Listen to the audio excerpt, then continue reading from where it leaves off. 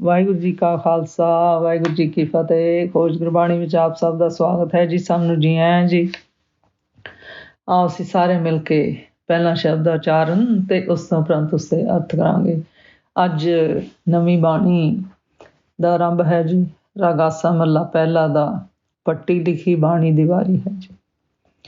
ਪਹਿਲਾਂ ਅਸੀਂ ਇਸ ਬਾਣੀ ਬਾਰੇ ਕੁਛ ਦੱਸਾਂਗੇ ਜੀ, ਜੋ ਇਤਿਹਾਸਕਾਰਾਂ ਤੇ ਵਿਦਵਾਨਾਂ ਨੇ ਲਿਖਿਆ ਹੈ ਜੀ, ਤੇ ਉਸ ਤੋਂ ਉਪਰੰਤ ਇਸ ਦਾ ਉਚਾਰਨ ਤੇ ਅਰਥ ਕਰਾਂਗੇ ਜੀ। ਸੋ ਇਹ ਰਾਗਾਸਾ ਮਹੱਲਾ ਪਹਿਲਾ ਪੱਟੀ ਲਿਖੀ ਬਾਣੀ ਹੈ ਜੀ। ਇਸ ਬਾਣੀ ਬਾਰੇ ਕਿਹਾ ਜਾਂਦਾ ਹੈ ਕਿ ਪੰਜਾਬੀ ਦਾ ਇੱਕ ਸੁਤੰਤਰ ਕਾਵਿ ਰੂਪ ਹੈ। ਪੱਟੀ ਤੇ ਜਿਸ ਤਰ੍ਹਾਂ ਆਪ ਨੂੰ ਪਤਾ ਹੈ ਜੀ ਕਿ ਫੱਟੀ, ਉਸ ਨੂੰ ਤਖਤੀ ਵੀ ਕਹਿੰਦੇ ਹਾਂ ਅਸੀਂ, ਤੇ ਜਿਸ ਉੱਤੇ ਬਾਲਕ ਵਿਦਿਆਰਥੀ ਸਕੂਲ 'ਚ ਜਾਂ ਕਿਧਰੇ ਵੀ ਘਰ-ਬਾਰ ਕਿਧਰੇ ਵੀ ਲਿਖਣ ਦਾ ਅਭਿਆਸ ਪ੍ਰੈਕਟਿਸ ਕਰਦੇ ਹਨ ਜੀ। ਤੇ ਇਸ ਦੀ ਪਰੰਪਰਾ ਦਾ ਆਧਾਰ ਤੇ ਸਾਹਿਤ ਵਿੱਚ ਇਸ ਰਚਨਾ ਨੂੰ ਪੱਟੀ ਕਿਹਾ ਜਾਣ ਲੱਗ ਪਿਆ ਜੀ, ਜਿਸ ਵਿੱਚ ਵਰਨਮਾਲਾ ਦੀ ਅੱਖਰ ਕ੍ਰਮ ਅਨੁਸਾਰ ਕਾਵਮਈ ਵਿਆਖਿਆ ਪੇਸ਼ ਕੀਤੀ ਹੋਵੇ ਜੀ। ਸਾਡੇ ਇਤਿਹਾਸਕਾਰਾਂ ਵਿਦਵਾਨਾਂ ਨੇ ਕਿਹਾ ਹੈ ਕਿ ਇਸ ਤਰ੍ਹਾਂ ਦੀਆਂ ਰਚਨਾਵਾਂ ਨੂੰ ਵੱਖ-ਵੱਖ ਲਿਪੀਆਂ ਦੀ ਵਰਨ ਸੰਖਿਆ ਦੇ ਆਧਾਰ ਤੇ ਕੀਤਾ ਗਿਆ ਹੈ ਜੀ। ਤੇ ਇਹ 35 ਸਖਰੀ ਜੋ ਹੈ, ਇਸ ਨੂੰ 52 ਅੱਖਰੀ ਵੀ ਕਿਹਾ ਜਾਂਦਾ ਹੈ ਜੀ, ਜਿਸ ਤਰ੍ਹਾਂ ਆਪ ਸਭ ਨੂੰ ਪਤਾ ਹੈ ਜੀ। ਤੇ ਸਾਡੇ ਇਤਿਹਾਸਕਾਰ ਕਹਿੰਦੇ ਹਨ ਜੀ ਕਿ ਪੰਜਾਬੀ ਵਿੱਚ ਇਸ ਕਾਵਿ ਰੂਪ ਦਾ ਆਰੰਭ ਸ੍ਰੀ ਗੁਰੂ ਨਾਨਕ ਦੇਵ ਜੀ ਨੇ ਕੀਤਾ ਸੀ ਜੀ। ਤੇ ਵਿਚਾਰਧੀਨ ਜੋ ਹੈ ਪੱਟੀ ਗੁਰਮੁਖੀ ਦੀ ਕਿਸੇ ਪੂਰਵਜ ਲਿਪੀ ਦੇ 35 ਵਰਨਾਂ ਉੱਤੇ ਆਧਾਰਿਤ ਹੈ ਜੀ। ਤੇ ਇਸ ਤੋਂ ਚੰਗੀ ਤਰ੍ਹਾਂ ਸਪਸ਼ਟ ਹੈ ਜੀ ਕਿ ਇਸ ਪੱਟੀ ਦੀ ਰਚਨਾ ਤੱਕ ਗੁਰਮੁਖੀ ਦਾ ਵਰਤਮਾਨ ਕਰਮ ਨਿਸ਼ਚਿਤ ਨਹੀਂ ਸੀ ਹੋਇਆ ਜੀ, ਪਰ ਇਸ ਦੇ ਅੱਖਰਾਂ ਦੀ ਗਿਣਤੀ 35 ਅਤੇ ਉਚਾਰਨ ਜ਼ਰੂਰ ਨਿਸ਼ਚਿਤ ਹੋ ਚੁੱਕਿਆ ਸੀ ਜੀ। ਇਤਿਹਾਸਕਾਰ ਦੱਸਦੇ ਹਨ ਕਿ ਇਸ ਦੀ ਰਚਨਾ ਕਾਲ ਜੋ ਹੈ ਨਿਸ਼ਚਿਤ ਨਹੀਂ ਹੈ ਜੀ। ਕਈ ਪੁਰਾਤਨ ਜਨਮ ਸਾਖੀਆਂ ਅਨੁਸਾਰ ਇਸ ਦਾ ਉਚਾਰਨ ਉਦੋਂ ਹੋਇਆ ਜੀ ਜਦੋਂ ਸ੍ਰੀ ਗੁਰੂ ਨਾਨਕ ਦੇਵ ਜੀ 7 ਵਰ੍ਹਿਆਂ ਦੇ ਸਾਲਾਂ ਦੇ ਹੋਏ ਤੇ ਉਹਨਾਂ ਦੇ ਪਿਤਾ ਜੀ ਉਹਨਾਂ ਨੂੰ ਪਾਂਧੇ ਭਾਵ ਮਾਸਟਰ ਕੋਲ ਪੜ੍ਹਨ ਵਾਸਤੇ ਲੈ ਗਏ। ਬਾਲੇ ਵਾਲੀ ਜਨਮ ਸਾਖੀ ਤੋਂ ਵੀ ਕਿਸੇ ਗੱਲ ਦੀ ਪੁਸ਼ਟੀ ਨਹੀਂ ਹੁੰਦੀ ਜੀ, ਪਰ ਕੁਝ ਕਾਰਨਾਂ ਕਰਕੇ ਇਤਿਹਾਸਕਾਰ ਵਿਦਵਾਨ ਇਸ ਗੱਲ ਨਾਲ ਸਹਿਮਤ ਨਹੀਂ ਹਨ ਜੀ। ਇਸ ਲਈ ਕਿ ਵੱਖ-ਵੱਖ ਜਨਮ ਸਾਖੀਆਂ ਵਿੱਚ ਬਾਣੀਆਂ ਸੰਬੰਧੀ ਲਿਖੀਆਂ ਉਥਨਕਾਵਾਂ ਵਿੱਚ ਸਮੇਂ ਅਤੇ ਸਮਾਨਤਾ ਦੀ ਰਚਨਾ ਨਹੀਂ ਹੈ ਜੀ। ਤੇ ਇਹ ਬਾਣੀ ਜੋ ਹੈ ਇੱਕ ਕਾਵਿ ਰੂਪ ਹੈ ਜੀ, ਜਿਸ ਨੂੰ ਮੱਧ ਯੁੱਗ ਦੇ ਅਨੇਕ ਸੰਤਾਂ, ਵਿਦਵਾਨਾਂ, ਇਤਿਹਾਸਕਾਰਾਂ ਨੇ, ਬਾਣੀਕਾਰਾਂ ਨੇ ਅਪਣਾਇਆ ਹੈ ਜੀ। ਸ੍ਰੀ ਗੁਰੂ ਅਮਰਦਾਸ ਜੀ ਅਤੇ ਸ੍ਰੀ ਗੁਰੂ ਅਰਜਨ ਦੇਵ ਜੀ ਅਤੇ ਸੰਤ ਕਬੀਰ ਜੀ ਨੇ ਵੀ ਕ੍ਰਮਵਾਰ ਪੱਟੀ ਅਤੇ 52 ਅੱਖਰੀਆਂ ਲਿਖੀਆਂ ਹਨ ਜੀ। ਸ੍ਰੀ ਗੁਰੂ ਨਾਨਕ ਦੇਵ ਜੀ ਦੀ ਓਂਕਾਰ ਨਾਂ ਦੀ ਬਾਣੀ ਵੀ ਇਸੇ ਪਰੰਪਰਾ ਦੀ ਰਚਨਾ ਹੈ ਜੀ।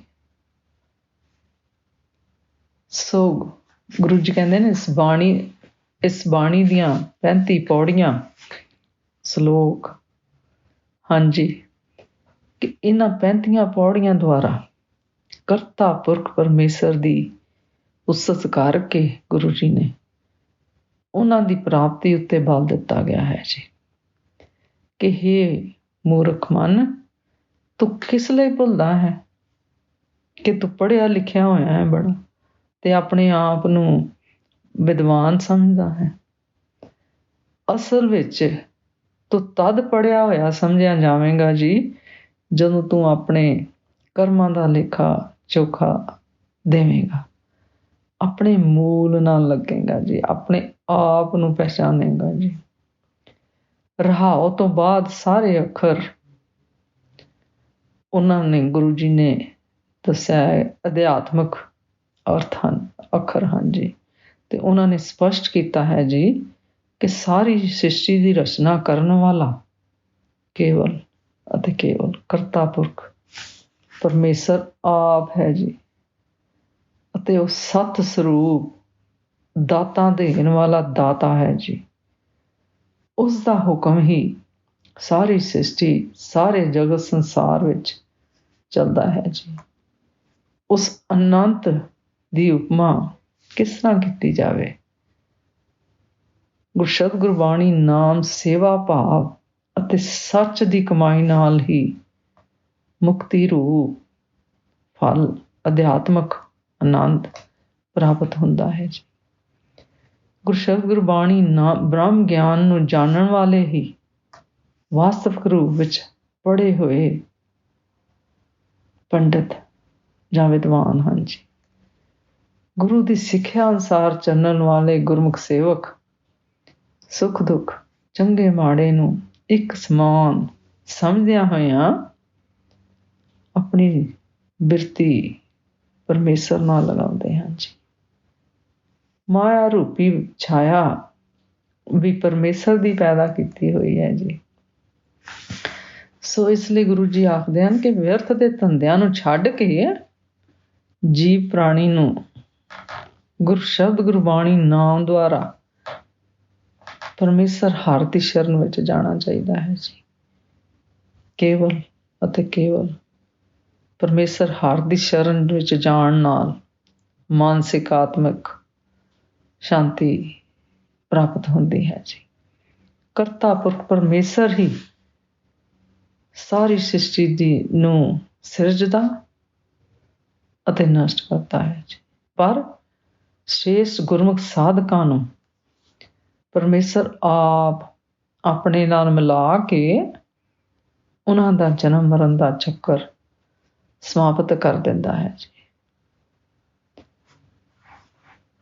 ਆਪਣੇ ਕਰਮਾਂ ਕਰਕੇ ਹੀ ਜੀਵ ਪ੍ਰਾਣੀ ਜੀਵ ਮਨੁੱਖ ਸੰਸਾਰਿਕ ਬੰਧਨਾਂ ਵਿੱਚ ਫਸਦੇ ਹਨ ਜੀ। ਪਰ ਗੁਰਸ਼ਬਦ ਗੁਰਬਾਣੀ ਨਾਮ ਦੇ ਉਪਦੇਸ਼ ਨਾਲ ਉਹਨਾਂ ਤੋਂ ਛੁਟਕਾਰਾ ਵੀ ਪਾਇਆ ਜਾ ਸਕਦਾ ਹੈ ਜੀ। ਇਸ ਬਾਣੀ ਦੇ 35 ਸਲੋਕਾਂ ਪੌੜੀਆਂ ਪਦਿਆਂ ਦੀਆਂ 2-2 ਤੁਕਾਂ ਹਨ ਜੀ। ਰਹਾਉ ਦੀਆਂ 2 ਤੁਕਾਂ ਇਹਨਾਂ ਤੋਂ ਇਲਾਵਾ ਹਨ ਜੀ। ਇਸ ਦੀ ਭਾਸ਼ਾ ਸਰਲ ਅਤੇ ਮਧੁਰ ਗੁਣਾਂ ਵਾਲੀ ਹੈ ਜੀ। ਆਓ ਅਸੀਂ ਸਾਰੇ ਮਿਲ ਕੇ ਪਹਿਲਾਂ ਇਸ ਦਾ ਉਚਾਰਨ ਤੇ ਉਸ ਤੋਂ ਉਪਰੰਤ ਉਸਦੇ ਅਰਥ ਕਰਾਂਗੇ। ਏਕ ਓਂਕਾਰ ਸਤਿਗੁਰੂ ਪ੍ਰਸਾਦ। ਰਾਗਾ ਸਾ ਮਹਲਾ ਪਹਿਲਾ ਪੱਟੀ ਲਿਖੀ। ਏਕ ਓਂਕਾਰ ਸਤਿਗੁਰੂ ਪ੍ਰਸਾਦ। ਰਾਗਾ ਸਾ ਮਹਲਾ ਪਹਿਲਾ ਪੱਟੀ ਲਿਖੀ। ਸੱਸੇ ਸੋਈ ਸ੍ਰਿਸ਼ਟ ਜਿਨ ਸਾਜੀ ਸਭਨਾ ਸਹਿਬ ਇਕ ਪਿਆ। ਸੱਸੇ ਸੋਈ ਸ੍ਰਿਸ਼ਟ ਜਿਨ ਸਾਜੀ ਸਭਨਾ ਸਹਿਬ ਏਕ ਭਇਆ। ਸੇਵਤ ਰਹੇ ਚਿਤ ਜਿਨ ਕਾ ਲਾਗਾ ਆਇਆ ਤਿਨ ਕਾ ਸਫਲ ਭਇਆ। ਸੇਵਤ ਰਹੇ ਚਿਤ ਜਿਨ ਕਾ ਲਾਗਾ ਆਇਆ ਤਿਨ ਕਾ ਸਫਲ ਭਇਆ। ਮਨ ਕਾਹੇ ਭੂਲੇ ਮੂੜ ਮਨਾ ਜਬ ਲੇਖਾ ਦੇਵੇ ਬੀਰਾ ਤਿਉ ਪੜਿਆ ਰਹਾਓ। ਮਨ ਕਾਹੇ ਭੂਲੇ ਮੂੜ ਮਨਾ ਜਬ ਲੇਖਾ ਦੇਵੇ ਬੀਰਾ ਤਿਉ ਪੜਿਆ ਰਹਾਓ। ਈਵੜੀ ਆਦਿ ਪੁਰਖ ਹੈ ਦਾਤਾ ਆਪੇ ਸੱਚਾ ਸੋਈ। ਈਵੜੀ ਆਦਿ ਪੁਰਖ ਹੈ ਦਾਤਾ ਆਪੇ ਸੱਚਾ ਸੋਈ। ਇਨ੍ਹਾਂ ਅੱਖਰਾਂ ਮੇਂ ਜੋ ਗੁਰਮੁਖ ਬੂਝੇ ਤਿਸ ਸਿਰ ਲੇਖ ਨ ਹੋਈ। ਇਨ੍ਹਾਂ ਅੱਖਰਾਂ ਮੇਂ ਜੋ ਗੁਰਮੁਖ ਬੂਝੇ ਤਿਸ ਸਿਰ ਲੇਖ ਨ ਹੋਈ। ਅਸੀਂ ਇਹ ਸ਼ਬਦ ਪਹਿਲਾਂ ਅੱਜ 2 ਕਰਾਂਗੇ ਜੀ, ਤੇ ਫਿਰ ਹਰ ਰੋਜ਼ 3-3 ਦੇ ਕਰਾਂਗੇ ਜੀ। ਸੋ ਇਹਨਾਂ 2 ਪੌੜੀਆਂ 2 ਸ਼ਬਦਾਂ ਵਿੱਚ ਗੁਰੂ ਜੀ ਆਖਦੇ ਹਨ, ਸੱਸੇ ਅੱਖਰ ਦਾ ਉਪਦੇਸ਼ ਹੈ ਜੀ ਕਿ ਜਿਸ ਕਰਤਾ ਪੁਰਖ ਪਰਮੇਸ਼ਰ ਨੇ ਇਹ ਸਾਰੀ ਸ੍ਰਿਸ਼ਟੀ ਦੀ ਰਚਨਾ ਕੀਤੀ ਹੈ ਜੀ, ਉਹ ਪਰਮੇਸ਼ਰ ਸਭਨਾ ਜੀਆਂ ਦਾ ਸੁਆਮੀ, ਸਭਨਾ ਜੀਆਂ ਦਾ ਮਾਲਕ ਹੈ ਜੀ। ਕੇਵਲ ਅਤੇ ਕੇਵਲ ਉਹ ਹੀ ਇੱਕ ਹੈ ਜੀ, ਜੋ ਸਭਨਾ ਦੀ ਰੱਖਿਆ ਕਰਦਾ ਹੈ ਜੀ, ਤੇ ਸਭਨਾ ਦਾ ਦਾਤਾ ਹੈ ਜੀ। ਫਿਰ ਗੁਰੂ ਜੀ ਕਹਿੰਦੇ ਆ, ਜੋ ਗੁਰਮੁਖ ਗੁਰਸ਼ਬਦ ਗੁਰਬਾਣੀ ਨਾਮ ਰਾਹੀਂ ਉਸ ਨੂੰ ਸੇਵਦੇ ਹਨ ਜੀ। ਗੁਰੂ ਜੀ ਆਖਦੇ ਹਨ, ਜਿਨ੍ਹਾਂ ਦਾ ਮਨ ਚਿੱਤ ਹਿਰਦਾ ਉਸ ਕਰਤਾ ਪੁਰਖ ਪਰਮੇਸ਼ਰ ਨਾਲ ਲੱਗਿਆ ਹੋਇਆ ਹੈ ਜੀ, ਅਤੇ ਉਹਨਾਂ ਦਾ ਫਿਰ ਗੁਰੂ ਜੀ ਕਹਿੰਦੇ ਹਨ, ਉਹਨਾਂ ਦਾ ਇਸ ਸੰਸਾਰ ਵਿੱਚ ਆਉਣਾ ਸਫਲ ਹੁੰਦਾ ਹੈ ਜੀ। ਭਾਵ ਜੋ ਗੁਰਮੁਖ ਸਾਧਕ ਗੁਰਸ਼ਬਦ ਗੁਰਬਾਣੀ ਨਾਮ ਦੁਆਰਾ ਪਰਮੇਸ਼ਰ ਨਾਲ ਕਰਤਾ ਪੁਰਖ ਜਿਹਨੇ ਮਨੁੱਖਾ ਜੀਵਨ ਦਿੱਤਾ ਹੈ ਉਸ ਨਾਲ ਲੱਗਦੇ ਹਨ ਜੀ, ਅਤੇ ਸੱਚ ਦਾ ਜੀਵਨ ਅਪਣਾਉਂਦੇ ਹਨ ਜੀ, ਸੱਚ ਨੂੰ ਧਾਰਦੇ ਹਨ ਜੀ। ਗੁਰੂ ਜੀ ਕਹਿੰਦੇ ਹਨ, ਉਹਨਾਂ ਦਾ ਆਉਣਾ, ਇਹ ਮਨੁੱਖਾ ਜਨਮ ਸਫਲ ਹੈ ਜੀ।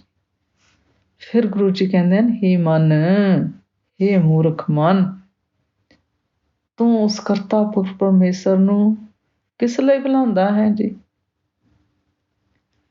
ਕਿਸ ਲਈ ਤੂੰ ਆਪਣੇ ਆਪ ਨੂੰ ਬੜਾ ਵਿਦਵਾਨ ਪੜ੍ਹਿਆ ਹੋਇਆ ਸਮਝਦਾ ਹੈ ਜੀ? ਫਿਰ ਗੁਰੂ ਜੀ ਕਹਿੰਦੇ ਹਨ, ਹੇ ਵੀਰ, ਤੂੰ ਉਦੋਂ ਪੜ੍ਹਿਆ ਲਿਖਿਆ ਹੋਇਆ ਜਾਣਿਆ ਜਾਵੇਗਾ ਜੀ, ਜਦੋਂ ਤੂੰ ਆਪਣੇ ਕਰਮਾਂ ਦਾ ਲੇਖਾ ਦੇਵੇਂਗਾ ਜੀ। ਰਹਾਓ। ਫਿਰ ਈੜੀ ਅੱਖਰ ਦੁਆਰਾ ਗੁਰੂ ਜੀ ਉਪਦੇਸ਼ ਦਿੰਦੇ ਹਨ ਜੀ ਕਿ ਆਦਿ ਪੁਰਖ ਕਰਤਾ ਪੁਰਖ ਪਰਮੇਸ਼ਰ ਦਾ ਤਾਰ ਪਿਤਾ ਸਭ ਨੂੰ ਰਿਜ਼ਕ ਦੇਣ ਵਾਲਾ ਹੈ ਜੀ, ਸਭ ਨੂੰ ਜੀਵਨ ਦੇਣ ਵਾਲਾ ਹੈ ਜੀ, ਅਤੇ ਉਹ ਆਪ ਹੀ ਸਦਾ ਸਦੀਵੀ ਹੈ ਜੀ।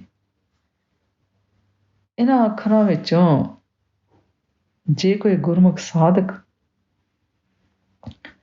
ਕਰਤਾ ਪੁਰਖ ਨੂੰ ਸਮਝ ਲੈਂਦਾ ਹੈ ਜੀ, ਭਾਵ ਗੁਰਸ਼ਬਦ ਗੁਰਬਾਣੀ ਨਾਮ ਦਾ ਅਭਿਆਸ ਨਾਲ ਪਰਮੇਸ਼ਰ ਨੂੰ ਹਿਰਦੇ ਵਿੱਚ ਵਸਾਉਂਦਾ ਹੈ ਜੀ, ਗੁਰਸ਼ਬਦ ਗੁਰਬਾਣੀ ਨਾਮ ਅਭਿਆਸ ਨਾਲ ਮਨ ਨੂੰ ਟਿਕਾਉਂਦਾ ਹੈ ਜੀ, ਤਾਂ ਉਹਨਾਂ ਦਾ ਮਨ ਟਿਕ ਜਾਂਦਾ ਹੈ ਜੀ। ਤੇ ਉਹਨਾਂ ਦੇ ਹਿਰਦੇ ਅੰਦਰ ਜਦੋਂ ਪਰਮੇਸ਼ਰ ਵਸ ਜਾਂਦਾ ਹੈ ਜੀ, ਤਾਂ ਉਹਨਾਂ ਦੇ ਸਿਰ ਉੱਪਰੋਂ ਕਰਮਾਂ ਦਾ ਲੇਖਾ ਜੋਖਾ ਨਹੀਂ ਹੁੰਦਾ ਜੀ। ਕਿਉਂ? ਕਿਉਂਕਿ ਉਹ ਪਰਮੇਸ਼ਰ ਦਾ ਹੀ ਇੱਕ ਅੰਸ਼ ਹੁੰਦੇ ਹਨ ਜੀ। ਉਹ ਹੀ ਸਾਡਾ ਇਨਸੈਂਟਿਵ ਹੈ ਨਾ ਜੀ, ਕਿ ਪਰਮੇਸ਼ਰ ਦਾ ਹੀ ਇੱਕ ਅੰਸ਼ ਹੋ ਜਾਈਏ, ਆਤਮਾ ਸਾਡੀ ਪਰਮਾਤਮਾ ਨਾਲ ਮਿਲ ਜਾਏ।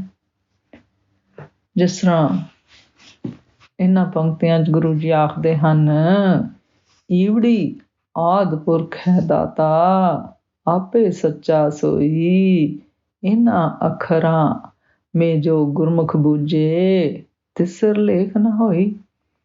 ਈਵੜੀ ਆਦਿ ਪੁਰਖ ਹੈ ਦਾਤਾ, ਆਪੇ ਸੱਚਾ ਸੋਈ, ਇਹਨਾਂ ਅੱਖਰਾਂ ਮੇ ਜੋ ਗੁਰਮੁਖ ਬੂਝੇ, ਤਿਸਰ ਲੇਖ ਨਾ ਹੋਈ। ਅੱਜ ਦਾ ਵਿਚਾਰ ਕਰਦਿਆਂ ਮੇਰੇ ਕੋਲੋਂ ਨੇਕਾਂ ਭੁੱਲਾਂ ਹੋਈਆਂ ਹੋਣਗੀਆਂ, ਉਸ ਵਾਸਤੇ ਮੈਂ ਖਿਮਾ ਦੀ ਜਾਚਕ ਹਾਂ ਜੀ। ਵਾਹਿਗੁਰੂ ਜੀ ਕਾ ਖਾਲਸਾ, ਵਾਹਿਗੁਰੂ ਜੀ ਕੀ ਫਤਿਹ।